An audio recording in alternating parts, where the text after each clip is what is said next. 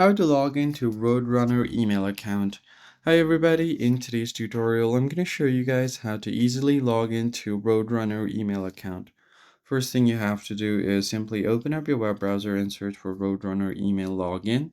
Click on the first link by Spectrum Webmail.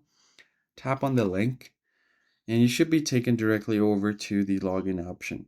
Here, all you have to do is provide your email address to the website, and if you want the browser to remember it, check this box that says remember email so that you don't have to enter it every time you try to log in. After entering your password, check this box, I'm not a robot, and then click on sign in. And if you think that both your email and password is correct, you should be able to sign in without any problem. If you're having any trouble, however, you can just tap on this forgot email or forgot password depending on your choice.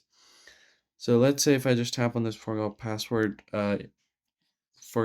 page, I can just tap on it. They'll take me over to another portal to recover the password or the email. That is basically it, guys. I hope this tutorial was helpful. I'll see you in the next one.